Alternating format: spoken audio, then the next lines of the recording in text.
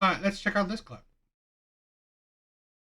I lied to my boyfriend, and now everything I do or say is a lie in his perspective. What did you lie about? I actually accepted dude's number and he tried to kiss me. Like, I didn't kiss him, but I didn't say no to giving him my contact information. I liked the attention. Okay. Sounds like you didn't consider anyone else's feelings in that moment other than the attention that you were feeling. Yeah, it was selfish, all in all. And that guy actually messaged me and asked me if I wanted to hang out with them. And I went and hung out with them. And I ended up getting really drunk. Called my boyfriend for a ride home at like 1 in the morning. And he didn't answer, understandably. And then I called dude and he gave me a ride home. And we hung out in the backyard for like 3 hours. When I came inside, my boyfriend woke up and confronted me. And I lied. And I said that dude gave me a ride home. And then I sat outside by myself. Trust is trust, and lies are lies. And in his mind, you cheated. Right now, he's feeling not enough, literally. If you needed attention from some other guy, what have you done in the past 3 weeks to try to build back up not only the trust, but his sense of value to you? You know, have you had basically a come to Jesus conversation with him saying, listen, I know I f***ed up. I know we have a lot of work to do. I know I have work to do. I want to be with you. I want to make this work. I feel a lot of regret and remorse. I feel scared that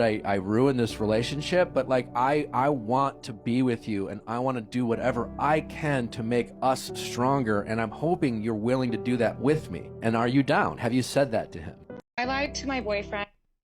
No, you're done. This is lying is like the least. Lying is the least of her problem, but lying is a big deal. She's already. It's like she's establishing deceit already. You are building your relationship on lies. So, but yeah, lying is a big thing, but it's the least of the concern. It's absolutely insane. And for him, just like I would say, no. I say move on.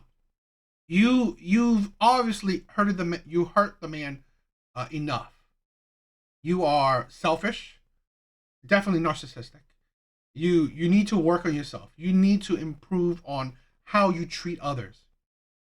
You need to review it. Like you can't if you could live your life selfishly if you want. You could. But if you want to be in a relationship, that selfish mindset needs to disappear. This is the thing where a lot of people don't understand. You could live selfishly. You could think about yourself, and if you want to, fine. The thing is that with selfishness, the best you can do is situationships, friends with benefits, because honestly, that it's more clear where you don't need to worry about the other person. You don't need to think beyond yourself. But when you're actually in a relationship, selfishness is a detriment to the relationship by any side, for the men or women. If you are, I mean, and again, I'm not saying don't think about yourself, but when you are exceedingly selfish, i.e., this woman, yeah, you're not fit to be in a relationship because all you're doing is just thinking about yourself. Not once in this is she considerate of her partner. So I would say no. You should just be by yourself. Fix yourself. Don't try to fix this relationship because it's failed. You are only going to break this man's heart, and this relationships are is already there's the cracks of lies are already there. So yes, he's going to distrust you. It's going to be a hard relationship. Better off that you just leave and focus on if you want to be in relationships, actual committed relationships, then focus on how to be a better partner. Now, if you want to focus on your selfishness, tensions when you want to, then do situationships. You can get plenty of tensions when you want to with situationships, and then when you don't feel like it, you don't want to deal with people. You don't want to care about people's emotions, their boundaries, their whatever. Situationships you can leave quickly, easily. So let's talk about this a little bit more. And now everything I do or say is a lie in his perspective. What did you lie about? I actually accepted dude's number and he tried to kiss me. Like, I didn't kiss. You accepted a man's number. It's that is already cheating in my eyes. You accepted a man's number. Why? Because you entertained another man. You entertained the thought of another man. This is a thing where I've said this, like cheating for men and women are terrible, but cheating for men and women are different. Because for women, and it shows you that you are already thinking that, you know what, I'm thinking about another man. And this is like, it's deeper. It's not like, oh, I'm horny for another man. No, I'm thinking about the attention of another man, the emotional feels of another man, not just like pure lust. Because lust is like, the post nut clarity, it's gone. Once lust, the lustful feelings after post nut clarity, it's usually gone. So, but this, it's more emotional. But I didn't say no to giving him my contact information. I liked the attention. Okay. Sounds like you didn't consider. And this is the thing where women, and I think it's a lot of women that are very attention craving, especially from a variety of men, because this is the thing. There are plenty of men that can give women a lot of attention. The problem with it a lot of times is that women, they crave variety of attention.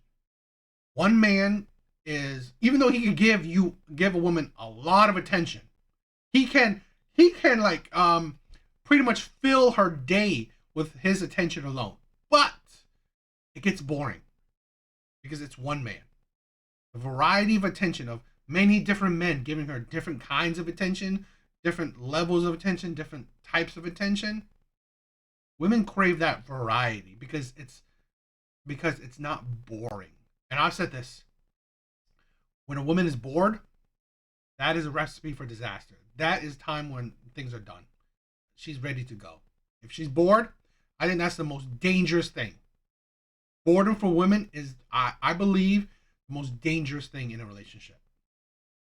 Anyone else's feelings in that moment other than the attention that you were feeling? Yeah, it was selfish, all in all. And that guy actually messaged me and asked me if I wanted to hang out with them. And I went and hung out with them. And I ended up getting really drunk.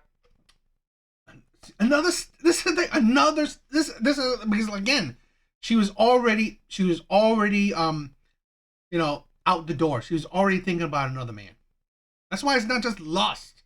So that's why it's the different kind of when it comes to men and women, because she's already entertaining the thought of another man. You didn't want to kiss him, but you would gladly hang out with him, thinking, what's going to happen? I think this is already, honestly, probably not the truth. It's not the complete truth. I'm pretty sure she kissed him throughout all this meetup. Called my boyfriend for a ride home at like 1 a.m. and he didn't answer, understandably. And then I called dude and he gave me a ride home and we hung out in the backyard for like 3 hours. When I came inside, my boyfriend woke up and confronted me and I lied. And I said that dude gave me a ride home and then I sat outside by myself. Trust is trust and lies are lies. And in his mind, you cheated. Right now, he's feeling not enough, literally. Not just his mind. You literally cheated. There's nobody in his. I mean, this is the thing. Physical cheating is terrible, but it's hard for me to say which one is worse. You guys tell me which one you guys think is worse: emotional cheating or physical cheating? Because I can see that. And I've never been cheated on, so I'm not even. I can't explain necessarily the feeling of it, but I can probably extrapolate the idea of it. So this is, my way I'm thinking about the idea of it, where emotional cheating is that your heart, your mind is already out, not just your body, your heart and mind is already out. It's already on another man. Because I would think physical, once the physicality is done, it's done.